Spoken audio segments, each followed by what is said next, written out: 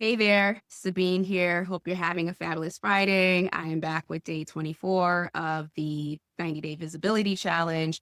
And so today I just want to share a morning musing with you. That's what I'll call it. So typically as part of my morning routine, I do about a 2-mile walk around my neighborhood. And for the most part, there are usually just a few other like walkers and joggers. But this morning I started a little later, so I was surrounded by other pedestrians, primarily individuals bringing their kids to the school nearby. So typically, when I'm walking, I stay to the far right, and I expect that other pedestrians will do the same thing. However, that was not the case today, and I found myself getting a little annoyed. And then I took a pause, I took a deep breath, and just checked in. Well, why are you annoyed? And my immediate response to myself was because the rule is you have to stay to the right. It's like, okay, cool. And then I did this whole process as I'm walking, like, where did you learn that rule? And it took me back to elementary school when we had to line up, like whenever we were leaving the classroom, we had to line up against the wall. Our teachers always used to say, stay to the right. So if we were going to the cafeteria or we were going to the gym, wherever we were going, it was stay to the right. And so I thought back to how many times we did that on a regular basis daily in elementary school. And that was reinforced over and over and over and over again. And even here in the US, we drive on the right hand side. And so it just got me to thinking about how here I am decades away from that experience in elementary school, and I'm experiencing someone who isn't quote unquote following the rules. And I am having an emotional, a visceral reaction to this person because they're not following the rules.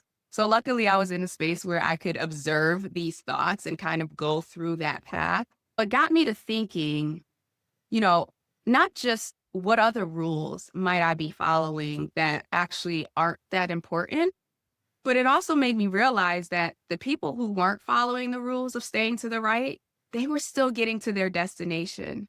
They were still going to get to wherever it was that they had to go. Meanwhile, my being upset, my being annoyed, whatever it is, it didn't stop them from getting to where they needed to be. I'm sharing this in real time because things are coming up for me that I'm realizing that I either created rules or rules were passed down to me that no longer apply. And I'm asking myself the question, if I decide not to follow these rules because they actually don't serve me or they actually have zero impact on my ability to get to whatever destination that I'm getting to, how much more space can that create for me? How much more creativity or innovation or other ways can I look to do things or to accomplish things if I stop trying to follow all the rules? And so I'm sharing this today with you all to give you the opportunity to muse on this as well and ask yourself, what rules are you following from childhood, from adolescence, from wherever that actually no longer apply? The rule around, staying to the right, that's basic enough that we can all understand. But I wholeheartedly believe there are probably a lot of us out here following rules as it relates to our careers, rules as it relates to our relationships, rules as it relates to our being and how we navigate this world that one either aren't true or necessary, they don't really have an impact. They really won't change the outcome. And so rather than expending energy towards holding on or following that rule, what would that look like if you just decided not to follow the rule and to chart your own path or to find a different way or to break the rule altogether and figure out something new that works for you where you are today?